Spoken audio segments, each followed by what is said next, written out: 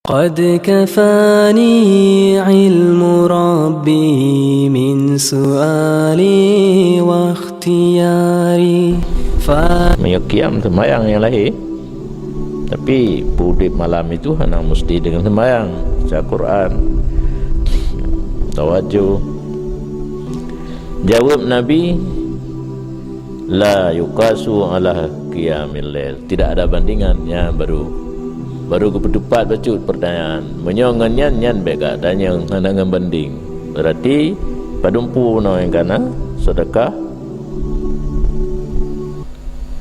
pontan udah yang mana baca Quran, tilawah, tasbih, qiyamul lail, la yuqas, tidak bisa dibanding, enggak ada bandingan di atas qiyamul lail. Tetapi sedekah tetap afdal min qiyamil lail bi alfi marrah. Sedekah itu sangat bagus daripada qiyamul lail dengan 1000 kali. Dia kan kelebihan karena sedekah kan membantu orang lain. Di samping kita mendapat pahala, orang lain terbantu. Tapi punya qiyamul lail kira tidak hanya membantu orang lah, kadang cuma mengganggu orang lain punya udip ming. Buat Quran melata yang lewat pada 12 atau lewat pada 13 malam mengganggu orang lain, minta pahala jika dosa. Maka ini perlu ilmu sebelum beramal, tetapi jangan berhenti di ilmunya tanpa amal. Maka adapun orang yang kikir, maka itu tukang jaga nikmat. Orang kriat kayaknya hanya pupi keuntungan kejaga nikmat puna nikmat Allah yang terus kegaknya kejaga manteng anaili kegop wa khazan gudang warasati harta yang akan jadi pusaka mati gitu igop, sementara udip gak nyan tukang jaga gudang satpam be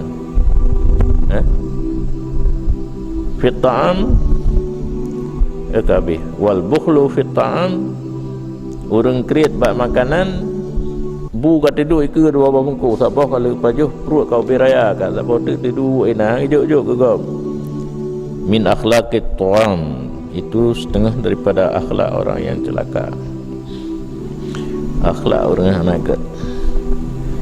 Yang kedua mursyid harus banyak salat dan sedekah.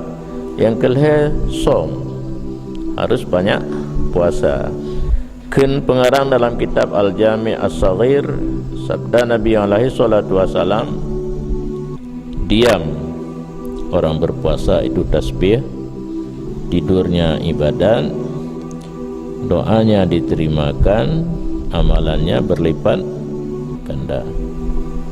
Ini yang disalahgunakan alasan untuk hotel puasa.